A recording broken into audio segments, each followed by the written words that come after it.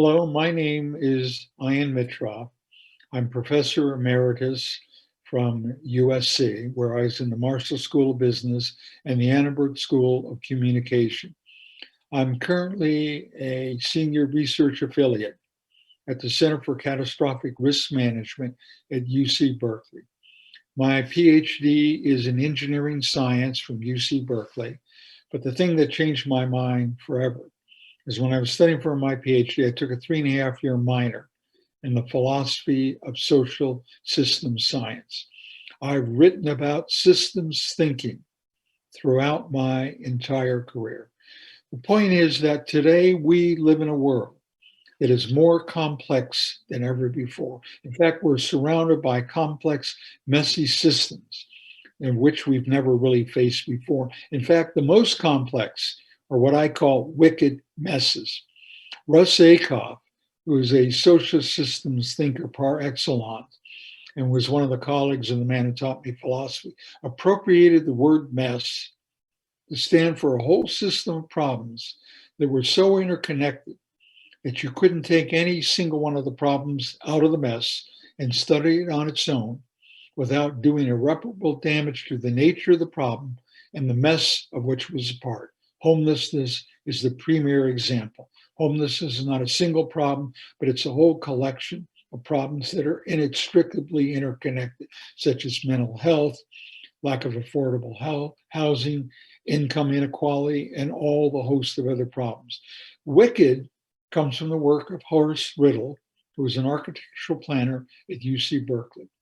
Horace differentiated between wicked problems and so-called normal problems, namely exercise.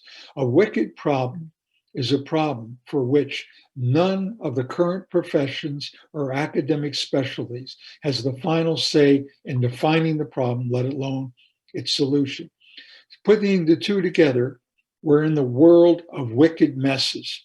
And take COVID. COVID is a premier example.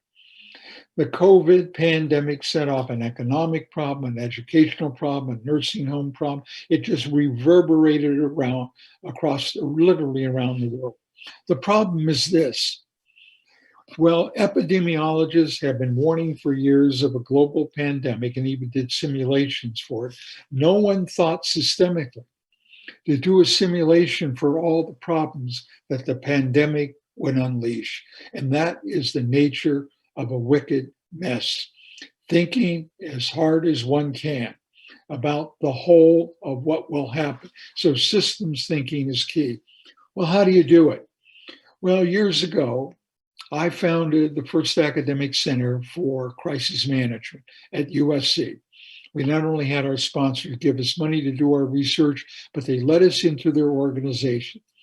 One day, I took a visit to a major pharmaceutical company, and I asked them what they were doing about product tampering, the biggest threat that held over the entire pharmaceutical industry. And without losing a beat, the man who agreed to talk with me said, "We formed a number of internal assassin teams." And I said, "You did what?" He said, "Yeah.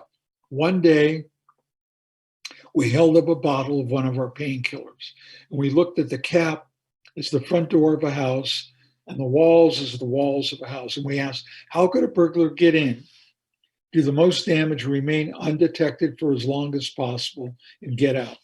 Well, we quickly learned there was no such thing as tamper-proof bottles.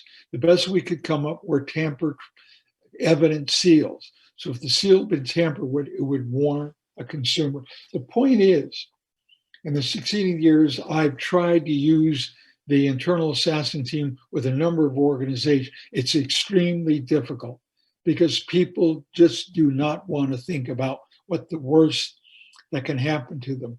And also the point is, but that's the hallmark of the socially responsible organization, doing everything it can to think about the worst. Another part of it is that in order to do crisis management, you may not be in the products business, but every industry, every organization has a form of product tampering.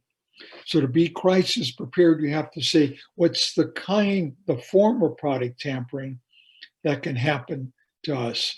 And technology companies are really laggards in this regard. They don't give enough time thinking about the unintended consequences of their technology, about the abuses and misuses. Can you think of what would happen if Facebook had done the internal assassination? It would have come up with cyberbullying. It would have come out how it would be a platform for a conspiracy theory. Not perfectly, but the point is the onus, the burden is on all organizations to think about the unthinkable and to do everything in their power to prevent it from happening as much as possible. The key is this: we have got to find ways to encourage, promote people thinking systemically.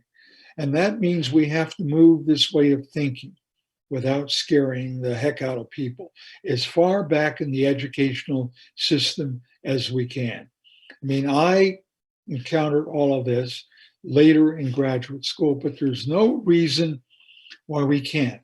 I have a 13-year-old grandson, and I try and seed him on this stuff as much as possible. He's capable of grasping a lot of it, not all of it. It takes maturity.